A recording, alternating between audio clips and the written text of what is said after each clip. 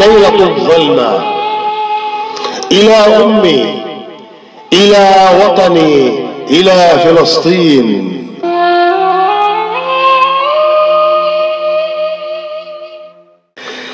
سئمت الليل يا وطني، سئمت الليل يا وطني، فهذا الليل لا يرضيه أن أغفو مع الأحلام في سكني، وكل الليل لا يعدو تباريحا من الأحزان والشجن.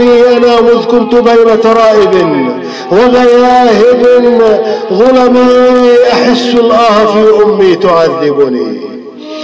أنا مذ كنت بين الكاف والنون وفي صلب لمكدود ومقهور ومحزون، يعاني كثرة المحن من التشريد والتنكيل والعسف، وقد أعياه طول الصبر والوهن.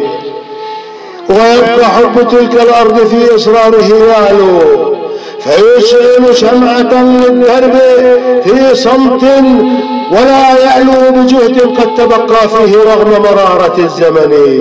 أنا في دمعة الأطفال يا وطني، أنا في دمعة الأطفال قد فقدوا حنان الأم، لا يجدوا مكان النوم إن سهدوا جياعا يشتهونك قطرة اللبن.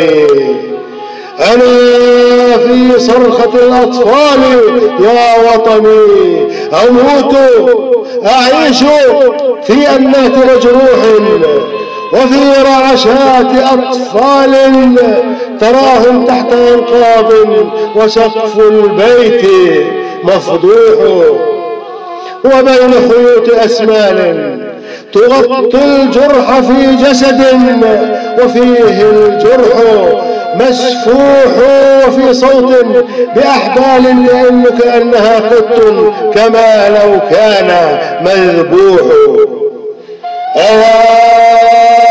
أرضا أنا أحيا لأهواها ولا أدري متى أو كيف ألقاها. أنا في حيرة مني، أنا في حيرة مني. أنا لو تسألي عني فإني في بقاع الأرض مجهول، ومن وطني أنا بالظلم منسول، وإني في تراب الأرض مجبول. ولكني بكل خيوط تلك الهيئة العظمى قرارات، تصاريح، عهود كلها سقما، مواثيق لصالحهم وعند حقوقنا عقما. وفي شتى الأمور أنا أعيش الليلة الظلمى، ومغلول أنا بالقيد مغلول.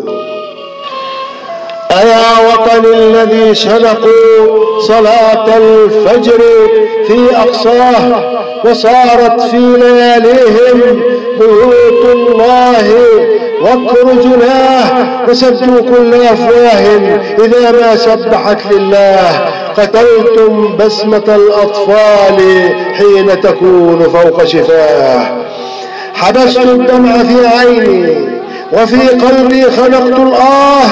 أنا الآهات تعصرني وتلقي فوق أحزاني صراعا فوق ما في القلب من عنة، فيثقل وزر أزماني.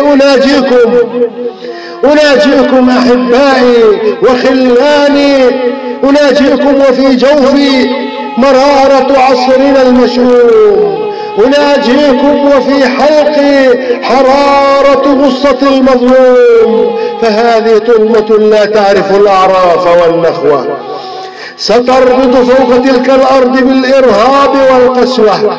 عصابات الهجان اليوم تفعل كل ما تهوى، ولا تدري بأن الظلم يحفر قبره هو.